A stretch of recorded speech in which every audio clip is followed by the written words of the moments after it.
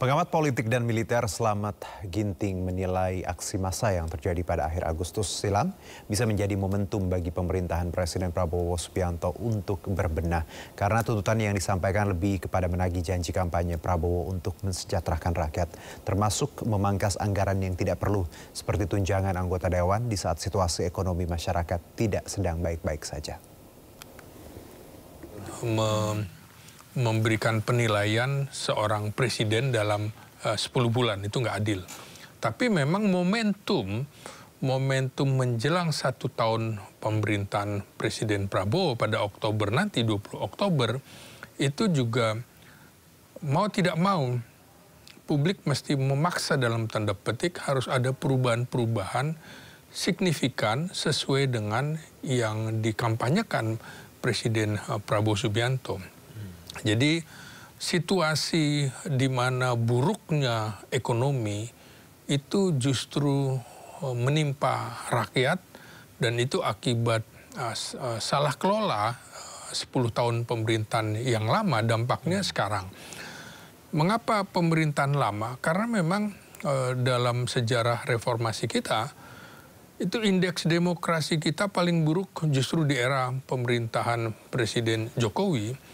Terus juga indeks korupsinya juga sangat-sangat memprihatinkan, sehingga OCCRP, Organisasi Wartawan Investigasi Internasional, memberikan semacam predikat buruk bahwa Presiden Jokowi adalah salah satu pemimpin terburuk di dunia. Jadi ini dampaknya. Jadi proyek mercusuar yang ugal-ugalan akibatnya sekarang makanya ini semacam titik kulminasi kekesalan akhirnya pecah juga ketika DPR tidak bisa diharapkan, pemerintah tidak bisa diharapkan, tidak sensitif terhadap penderitaan rakyat. Jadi amanat penderitaan rakyat yang harusnya dipikul oleh mereka justru dipikul lagi oleh rakyat. Kita tahu misalnya tidak masuk akal tunjangan 12 juta, beras 12 juta untuk anggota parlemen. Sementara gaji-gaji kita beras aja tanggungannya ada di situ. Betul. Pajak kita juga di situ. Nah, ini pajak juga dibiayai oleh negara. Okay. Ini rasanya betul mengingatkan saya pada peristiwa di Prancis dulu, di mana Menteri Keuangan siapa Siluet itu ya, itu yang kemudian membuat Prancis hancur-hancuran karena rakyat dipajaki begitu. Betul. Nah, tentu saya ingat tokoh Mr. Clean Indonesia, di mana saya meliput waktu itu bagaimana Mari Muhammad, luar biasa betul. Saya berapa kali ketemu dia, sepatunya sama aja dengan kita, sepatu Cibaduyut begitu ya. Dan dia bukan majakin rakyat. Dia datang ke rumah Presiden Soeharto, misalnya, ke rumah menteri-menteri, menyerahkan daftar pajaknya gitu. Jadi yang disasar justru harusnya elit, bukan rakyat. Jadi kemudian komunikasi yang buruk yang dilakukan elit negara, baik itu di eksekutif maupun di parlemen, itu juga menunjukkan pelecehan terhadap rakyat. Dianggap misalnya orang menuntut bahwa bubarkan DPR itu sesuatu yang wajar. Betul. Karena kekecewaan, dan itu bukan hal yang baru ya. Di tahun 59, tahun 60 DPR dibubarkan oleh Presiden Soekarno ketika dekret Presiden 5 Juli 1959. DPR hasil pemilu 55 itu diganti oleh DPR-GR, DPR Gotong Royong, dan juga Majelis Permusyawaratan Rakyat Sementara. Jadi bisa. Jadi tidak boleh kemudian dilecehkan dengan cara yang menginginkan pembubaran DPR itu adalah orang tolol sedunia. Itu jangankan mereka, kita juga marah karena mereka tidak bisa mengemban amanat penderitaan rakyat. Jadi itu merupakan titik kulminasi. Jadi kalau bilang siapa perusuh dan lain-lain. Menurut saya kita harus bedah dulu. Masalahnya tuh apa? Jadi apinya yang harus dipadamkan gitu. Bukan, saya tidak setuju perintah Presiden Prabowo kepada Panglima TNI dan Kapolri untuk nindak perusuh. Bukan itu pangkal masalahnya ya. Saya catat di sini misalnya akar masalahnya atau apinya yang harus dipadamkan. Sumber apinya pertama tentu saja ketimpangan pajak sosial dan ekonomi. Fakta ya.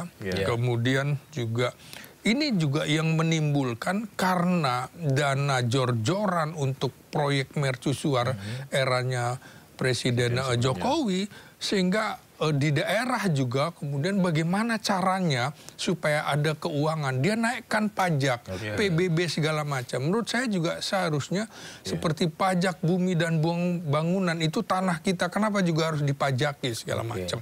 Itu sampai gila-gilaan 100, 200, 300 sampai 1000% begitu. Ini jadinya kepala-kepala daerah juga harus berpikir, akhirnya yang ditindas rakyat, sama dengan perusahaan-perusahaan juga yang ditindas akhirnya rakyat. Dalam kasus Kementerian Tenaga Kerja itu, buruh itu diperas, harusnya sertifikat K3 itu 270.000, akhirnya menjadi berapa? Menjadi 10 juta dan lain-lain. Nah, perusahaan namanya perusahaan nggak mau rugi. Maka digencatlah rakyat, buruh ya, seperti itu. Kemudian ada ketidakadilan fiskal itu tadi ya. Jadi bagaimana kita tahu ya, termasuk rekening saya yang nggak pernah dipakai gitu ya, 500.000 diblokir, ya ampun. Rekening dosen gitu kan, pengamat gitu ya, yang memang nggak dipakai. Dan itu untuk membuka aja harus juga bayar 100.000 kan. Berapa banyak orang harus membayar 100.000. Kok menggunakan memeras rakyat untuk kepentingan-kepentingan seperti itu. Lalu tentu saja ada pembagian alokasi dana APBN yang tidak proporsional ya, yang mengakibatkan APBD juga ancur-ancuran di daerah. Lalu pembagian dana bagi hasil sumber daya alam daerah yang tidak adil, tidak fair, dan tidak seimbang antara pemerintah pusat dan daerah. Ini mengingatkan kita pada peristiwa PRRI Permesta. Karena itu ini berpotensi betul-betul membuat pecah belah bangsa kita, disintegrasi, akhirnya ada separatisme. Ini yang tidak dipikirkan oleh pemerintah maupun parlemen. Catatan berikutnya ada ketidakadilan hukum dan abuse of power. Banyak orang yang dalam kasus yang harusnya bisa ditunda malah segera dieksekusi. Kasus Tom Lembong di Kejaksaan Agung misalnya, langsung ditahan, langsung diperiksa. Sementara Kejaksaan Agung tidak mengeksekusi Sylvester Matutina yang memang menjadi bagian dari pemerintahan Presiden Jokowi. Ini kan abuse of power. Belum lagi pengaduan-kepaduan masyarakat kepada kepolisian dan juga kepada KPK. Jadi saya lihat ini kok jadi semacam, mohon maaf, komisariat Jokowi mania di kepolisian, di KPK maupun di Kejaksaan Agung. Ini lembaga negara, bukan lembaga pribadi. Terpaksa saya harus mengkritik sekeras-kerasnya karena sudah kita ingatkan bahwa akan terjadi potensi kerusuhan sosial apabila ketidakadilan ini diperlihatkan sangat menyolok dan juga terang-terangan. Nah, menurut saya juga tidak cukup dalam kasus kemarin menonaktifkan anggota DPR. Itu menonaktifkan tidak ada dalam aturan.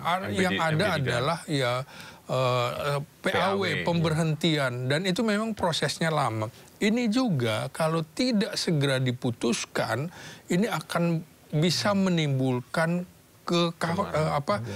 instabilitas politik yang tidak bisa kita bendung lagi.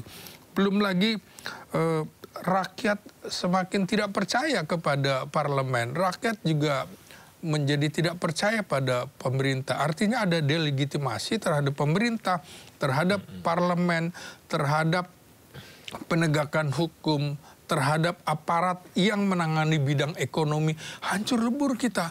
Jadi jangan kemudian kita menyalahkan pihak-pihak lain. Menurut saya pemerintah harus introspeksi, parlemen juga harus introspeksi, bukan kemudian menuding kemana-mana seperti